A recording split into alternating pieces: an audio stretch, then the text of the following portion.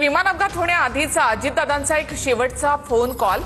यामध्ये अपघातापूर्वी दादांनी 8:37 शेवटचा फोन कॉल केला होता।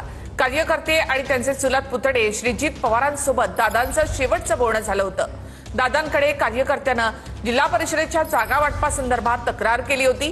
दादांनी विमान लँड होताना हा कॉल केला होता। श्रीजित पवारांनी ही ऑडिओ क्लिप ऐकवली आहे। दादांचं शेवटचं बोलणं काय झालं होतं ते ऐका।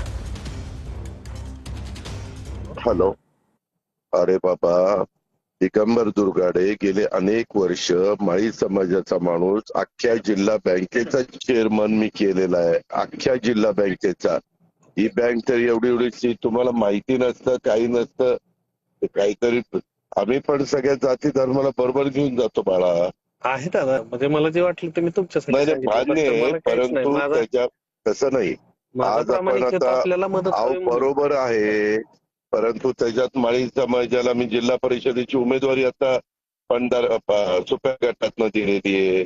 तिथं ओबीसीच रिझर्वेशन होतं, बाकीच्यांनी दिलं नाही, इतर पक्षांनी दुसरेच दिलेले।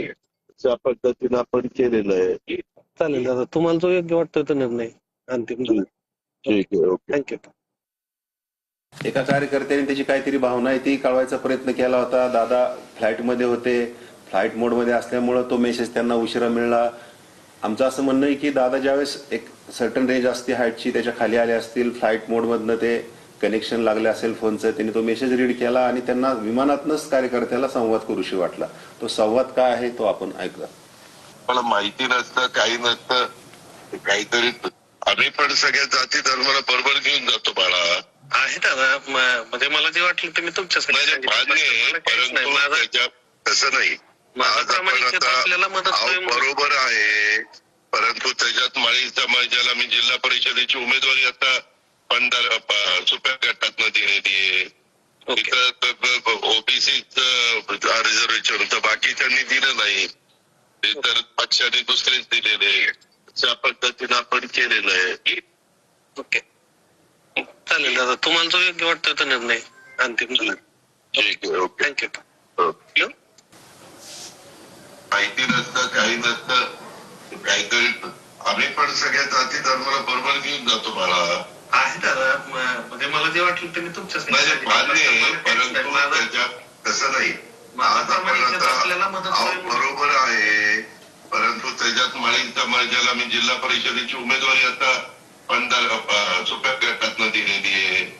तिथं ओबीसीच रिझर्वेशन होतं, बाकीच्यांनी दिलं नाही, इतर पक्षांनी दुसरेच दिलेले। त्या पद्धतीनं आपण केलेलं आहे।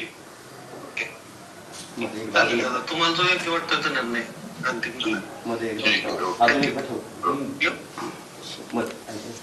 8:19 एका कामासंदर्भात मी मेसेज केला होता। किती वाजता मेसेज केला? 19 मिनिटांनी सकाळी 28 जानेवारीला सकाळी 8:19 आणि जसं विमान रेंज मध्ये आलं असावं तसा तो दादांना मेसेज मिळाला आणि त्यांनी तो मेसेज वाचून फोन केला होता। नेमका मेसेज काय होता? तुम्ही कशा आशयाचा मेसेज केला हे तरी सांगा।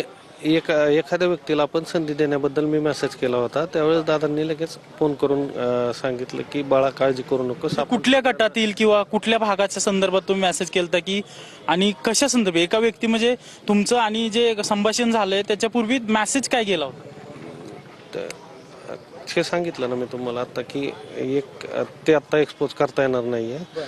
तर जे एका निवडीबाबत मी असंच माझ्या ज्ञानातून ऍक्च्युअल मेसेज केला। उमेदवार निवडीबाबत म्हणताय का?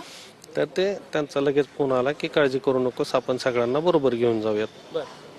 पण 28 तारखेपर्यंत प्रक्रिया संपली होती जिल्हा परिषदेची, त्यातनंच संपलेली, फक्त आपण त्यांना पुढे संधी देऊयात म्हणून मेसेज केला होता। सुपे गटासंदर्भात काहीतरी दादा तुम्हाला सांगताय? सुपे गटासंदर्भात तुम्ही संपर्क केला होता? सुपे गटासंदर्भात दादांनीच सांगितलंय की आपण तिथं ऑलरेडी दिलेले आहेत, काळजी करू नकोस। माळी समाजाचा उल्लेख देखील केलेला आहे दादांनी, दिलेले आहेत संधी, असंच ते सांगत होते। कुठे संधी दिली काय सांगितलं?